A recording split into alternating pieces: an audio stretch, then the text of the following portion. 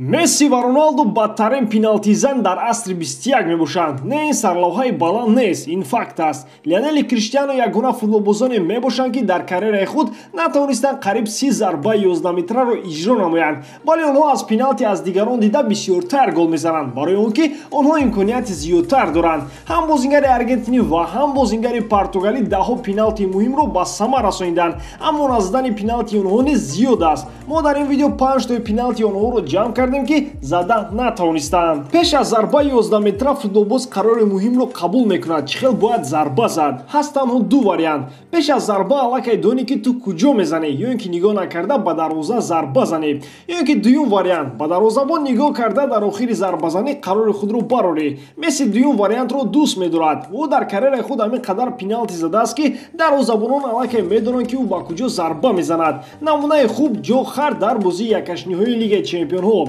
Барса бо ҳисоби 2-1 ҳисобро пеш бурда истода буд ва дар охири дақиқаҳои бозӣ Месси шанс дошт ки ҳисобро 3-1 кунад. Аммо кипери Манчестер Сити медонист ки Лионел чӣ хел зарба мезанад ва то охир дар ҷои худ рост истод. Ҳамин тавр Харт ӯро бекор кард. Месси бояд баъди зарба низ гол мезад, аммо чӣ хеле ки мо хуб медонем, ба сар Лео он қадар хуб бозӣ карда наметавонад. Зарбаи Леоро дарвозабони Исландия Ханес Халдаурсен ба осонӣ баргардонд дар ҷоми ҷаҳонии соли 2018. Исландиё бо Аргентиниё мубориза бурда мусовӣ карданд, аммо Месси метавонист тими худро се хол тӯҳфа намояд, вале натавонист кипери Исландиро фиреб диҳад. Баъди бозӣ Ханес комментария дода гуфт ки Мессиро хуб омӯхт ва медонист ки чӣ хел ӯ зарба мезанад. Мумкин ӯ дурӯғ гуфта бошад, лекин дар ҳақиқатан пеш аз бозӣ бисёри дарвозабонҳо Мессиро меомӯзанд. Дӯстон, рӯзи 14 январ полуфинали Кубоки Испания мегузарад байни Реал Мадрид ва Атлетик Билбао. Ширкати 1xBet ба ғолибияти дастаи шона боварӣ дорад, аммо ман дар он ставка мемонам ки ҳар дуи дастаҳо гол мезанам бо коэффициенти 1,91. Шумо бошад интихоботонро худатон кунед ва ҳамчунин ба ссилка комментария буда даромада бо промокоди TouchFood дар аввалин ставка кардагиатон соҳиби $100 гардед. Имконият хуби пулкоркиниро аз даст надиҳед. Дар моҳи январи соли 2018 Месси ба Испаниол ёрӣ расонд ки Барселонаро мағлуб созад дар бозии якчорниҳои Кубоки Испания. Дар дақиқаи 61-ум бозӣ Месси метавонист дастаи худро пешсаф кунад, аммо зарбаи ӯро Диего Лопес баргардонд. Баъди ним соат Испаниол гол зада ғалабаро ба даст овард, аммо дар бозии ҷавобӣ Барса бо ҳисоби 2-0 ғолиб шуд ва ба полуфинал баромад, а пеналти Мессиро бошад ҳама фаромӯш кард.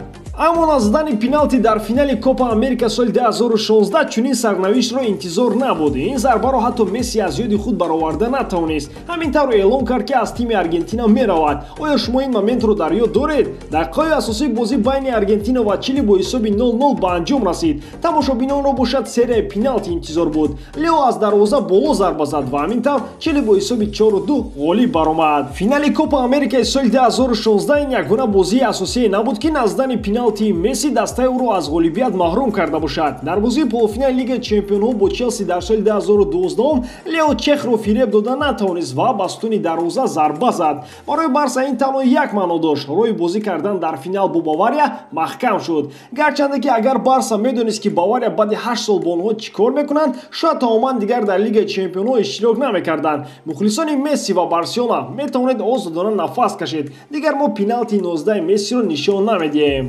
Акнун мегузарем ба 5 пеналти нозадаи Криштиану Роналдо. Пеш аз сар кардан бародарон аз шумо хоҳиш менамоям ки ба канал ёрдам кунед то ин ки тезтарак ба 20 000 подписчик расад. Раҳмати калон. Дар моҳи декабри соли 2015 бозӣ бо Реал Сосидад. Баъди 55 зарбаи аниқ дар Ла Лига аввалин маротиба Роналдо натавонист зарбаи аниқ занад. Бале дарвозабонон зарбаи ӯро мегардонданд, аммо ба чорчӯбаи дарвоза аниқ нарафтани тӯб ин бори аввал буд. Дар дақиқаҳои 24-уми бозӣ Криштиану тӯбро ба космос равон кард, лекин ин пеналти ба натиҷаи бозӣ ягон хел зарар нарасонд. Аллакай дар охири якум тайм Роналдо аз кӯшиши дуюм тавонист тӯбро ба тури дарвоза ворид кунад ва ҳамин тавр Реал бо ҳисоби 3-1 ғолиб баромад. Баъди 3 моҳ дар бозӣ бо Севилия Роналдо зарбаи худро такрор кард, аммо ин маротиба тӯбро ба космос неву, балки мухлисони канадиро ба нокаут равон кард, ки нишаста аз пушти дарвоза зарбаи Роналдоро ба навор гирифта истода буд. Ин ҳатто хело таъсирбахш баромад. Боз мегӯям ки ин пеналти нозада ба натиҷа ягон хел зарар наовард. Баъди чанд дақиқа Роналдо аз бозӣ гол зад.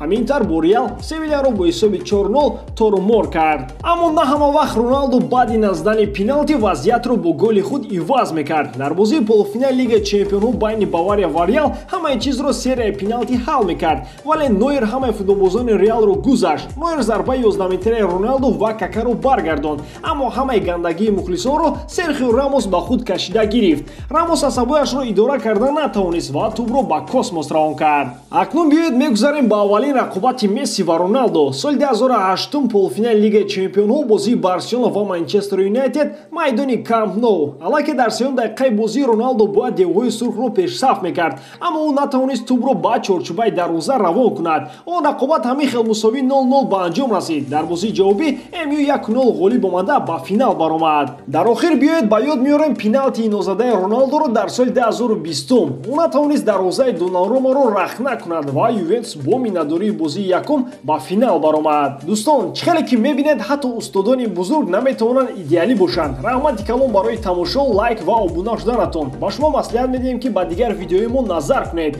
Умедворем ки ба шумо писанд меояд. Бо шумо буд Муҳаммад Гаиров. Хай дар паноҳи Аллоҳ.